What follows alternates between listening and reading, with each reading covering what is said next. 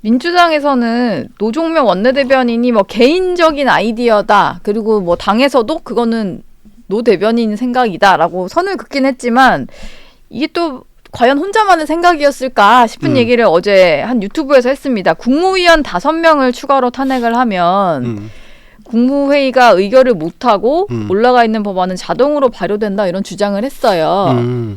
개인적으로 굉장히 나쁜 생각을 하시네요. 그죠? 나쁜 생각이고 뭐 의결 정족수를 채우지 못하게 해서 국무회의를 좀 마비시키고 이렇게 되면은 이제 그 권한이 우원식 국회의장에게 넘어가는 것 같더라고요. 네, 참.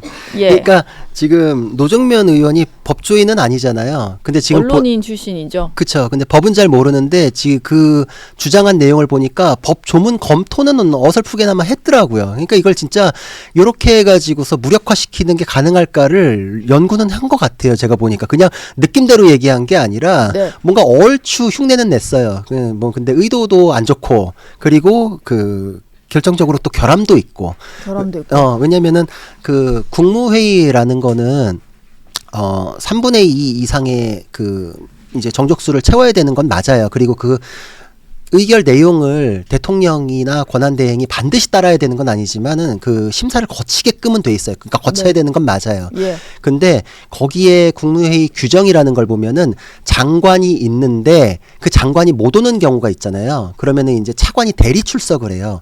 대리 출석을 할 때는 표결권이 없거든요. 예. 여기까지는 맞는데 그거는 장관이 있을 때 대리 출석을 하는 경우고 지금 만약에 탄핵을 한다라고 하면은 직무가 정지되잖아요. 그러면은 이것도 직무대행 체제로 차관이 직무대행을 한다고 봐야 되거든요. 그렇죠. 그럼 국무회의는 유효하다, 살아있다 이렇게 봐야 되기 때문에. 그러니까 장관이 있는데 못 와가지고 차관이 대신 참석한 경우에는 표결을 할 수 없지만 장관이 만약에 직무가 정지돼가지고 대행 체제면 내가 장관 대행으로 간 거니까 표결도 해야죠. 예. 그러니까 이제 거기에 대해서는 제가 보기에 거기까지 하다가 막히니까 그냥 거기까지만 띄워놓고서 마는 것 같기도 예. 하고 저거는 성립되기는 어렵다. 국가 시스템이 갑자기 탄핵소추해가지고 다 마비되고 아무도 못하고 직무대행도 못 들어온다. 이제 그렇게 되진 않잖아요. 저거는 굉장히 안 좋은 의도하에서 나름 머리는 굴렸으나 그게 그렇게 정교하지는 못했다. 이제 그렇게 생각해요. 이건 아무래도 계속 거부권을 행사하거나 헌법재판관 임명을 미룰 경우에 우리가 이렇게까지도 할 수 있어라는 좀